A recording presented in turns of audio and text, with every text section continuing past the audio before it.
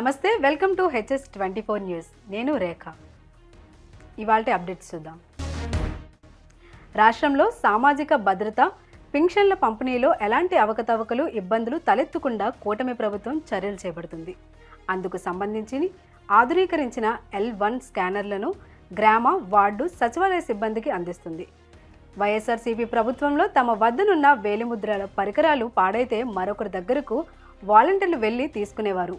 ప్రస్తుతం ఇచ్చిన పరికరం పనిచేయకపోయినా వెంటనే కొత్తది అందించేలా అధికారులు సిద్ధమయ్యారు. ఇప్పటికే వీటిని ఆయా గ్రామ సచివాలయ సిబ్బందికి 1 చొప్పున అందజేశారు. వచ్చే నెల 1 నుంచి వీటి సహాయంతో సచివాలయ సిబ్బంది లబ్ధిదారులకు పింఛన్లు పంపిణీ చేయనున్నారు. సచివాలయంలో సీఎం చంద్రబాబు అధ్యక్షతన 2 రోజుల పాటు కలెక్టర్ సమావేశం జరిగింది.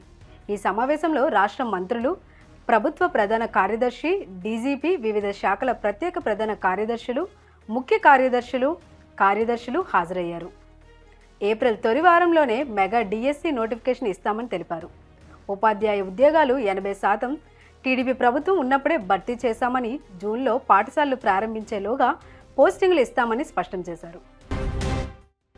విద్యార్థులకు ఉన్నత విద్యను అందించే దిశగా కూటమి ప్రభుత్వం అడుగులు వేస్తోంది. ఉత్తరాంధ్రలో ప్రతిష్టాత్మక అంతర్జాతీయ విశ్వవిద్యాలయం ఏర్పాటుకు జార్జియన్ నేషనల్ యూనివర్సిటీతో ప్రభుత్వం ఒప్పందం కుదుర్చుకుంది.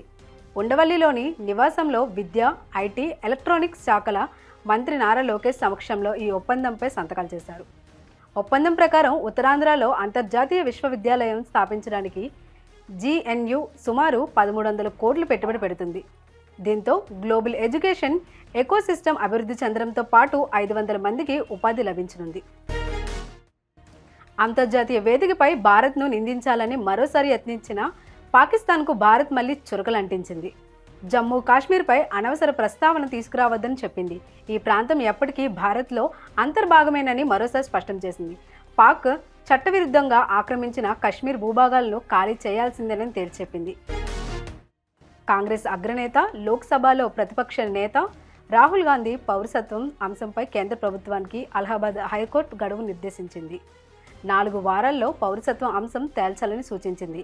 అయితే కేంద్రం న్యాయస్థానానికి 8 వారాల గడువు కోరగా 4 వారాల గడువు ఇస్తూ తదుపరి విచారణను లక్నో బెంచ్ ఏప్రిల్ 21కి వాయిదా వేసింది. ఆలోగా స్టేటస్ రిపోర్ట్ను కేంద్రం కోర్టుకు సమర్పించాల్సి ఉంది. రాహుల్ గాంధీ బ్రిటన్ పౌరులని, భారత పౌరసత్వానికి రద్దు చేయాలంటూ బీజేపీ నేత సుబ్రహ్మణ్య స్వామి, కర్ణాటకకు చెందిన బీజేపీ కార్యకర్త విఘ్నేష్ శిశిర్ వేసిన పిటిషన్లపై న్యాయస్థానం తాజా ఆదేశాలు ఇచ్చింది.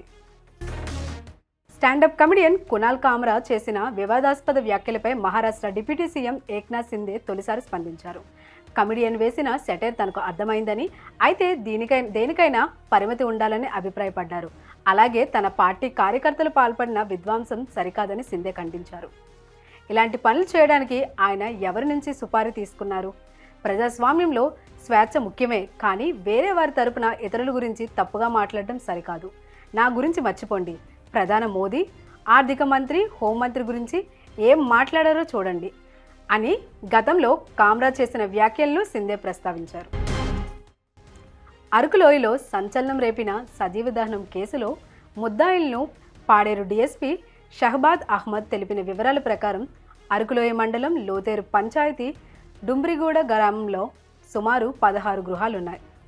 6 నెలల క్రితం వరకు అందరూ బాగున్నారని, అదే గ్రామానికి చెందిన ఆడారి సోహిత అనారోగ్యం కారణంగా పురుగుల మందు తాగి చనిపోయిందని, ఇది ఆడారి డొంబు చిల్లంగి పెట్టి చంపాడని, అలాగే గ్రామంలో ఎవరి ఆరోగ్యం బాగోలేకపోయినా డొంబుయే కారణమని భావించిన ఆడారి అర్జున్, సింహాద్రి, హరికృష్ణ, గాసి సీతన్న, గురునాథ్, చంద్రరావు, కమల మరియు మాణిక్ వీరందరూ కలిసి డొంబు దగ్గరికి వెళ్ళి అతనిని కర్రలు, రాళ్ళు చేతులతో కొట్టారని, అప్పటికీ అతను చనిపోకపోవడంతో సింహాద్రి అనే వ్యక్తి పెట్రోల్ తీసుకొని వచ్చాడు. దెబ్బలు తగి స్పృహ కోల్పోయి ఇంటి ముందు రోడ్డు మీద పడి ఉన్న డొంబుపై పెట్రోల్ పోసి నిప్పంటించారని, అప్పటికి చనిపోకపోవడంతో తలపై రాయితో కొట్టి చంపి వెళ్ళిపోయారని తెలిపారు. మొత్తం 9 మంది ముద్దాయిలతో 8 మందిని అరెస్టు చేసినట్లు, వీరిలో 2 ఆడవాళ్ళు ఉన్నారని డీఎస్పీ తెలిపారు. వాళ్ళందరూ కూడా ఒక మీటింగ్ పెట్టుకొని ఆ రోజు చనిపోయిన రోజు సాయంత్రం మీటింగ్ పెట్టుకొని ఇతను ఎలాగో చంపేస్తామనే ఉద్దేశంతో ముందు ఇతన్ని కర్రలతో కొట్టారు. కొట్టి బాగా స్లో కలిపిన తర్వాత కొట్టారు. అప్పటికి చనిపోకపోతే ఇతన్ని పెట్రోల్ పోసారు. పక్కనే ఉన్న విలేజ్ నుంచి పెట్రోల్ తెచ్చుకొని పెట్రోల్ పోసి తగలబెట్టారు. అప్పటికి ఇతను కొన ఊపుతున్నప్పుడు ఎలాగైనా చంపేసిన ఉద్దేశంతో పక్కనే ఉన్న పెద్ద రాయి తీసుకుని తల మీద పెట్టి కొట్టారు. విశాఖపట్నం శారదాపీఠం పునాదులు కదులుతుండడం తెలుగు శక్తి చేసిన పోరాటం వల్లనే సాధ్యమైందని, ఇది ప్రజల విజయమని తెలుగు శక్తి అధ్యక్షుడు బీవీరామ్ అన్నారు. పీజేఎఫ్ ప్రెస్ క్లబ్లో ఏర్పాటు చేసిన మీడియా సమావేశంలో ఆయన మాట్లాడారు. శారదాపీఠంలో అక్రమ నిర్మాణాలను కూల్చివేయాలని తాము గతంలో పెందుర్తి తహసీల్దార్తో పాటు కలెక్టర్కు కూడా ఫిర్యాదు చేశామన్నారు.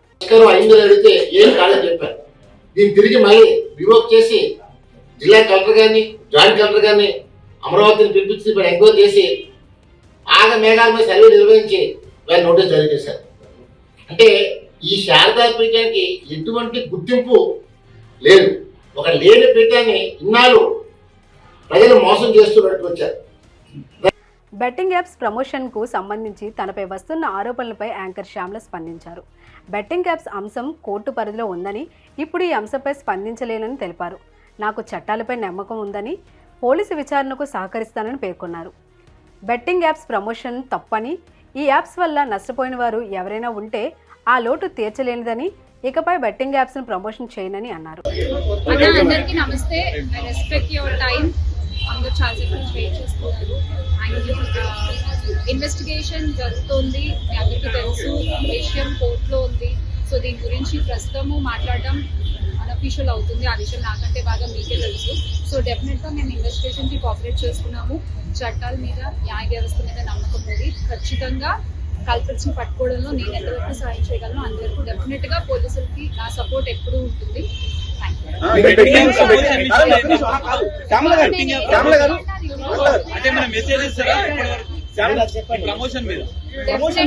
డెఫినెట్ గా ఇది తప్పు. అండ్ ఆ కుటుంబానికి ఎవరైతే నష్టపోయారో వాళ్ళకు కూడా ఖచ్చితంగా ఆ లోటు ఎవరు తీర్చలేనిది. ఇంకా ముందు ఇలాంటివి ఏమీ జరగకుండా తీసుకోవాల్సిన బాధ్యత మన అందరిపై ఉంది. ఇది ఒక రెస్పాన్సిబుల్ సిటిజన్ గా చెప్తాను. ఇవి ఇప్పటి వరకున్న అప్డేట్స్. మరిన్ని అప్డేట్స్ కోసం keep watching HS24 News. Please do like, share and subscribe our channel.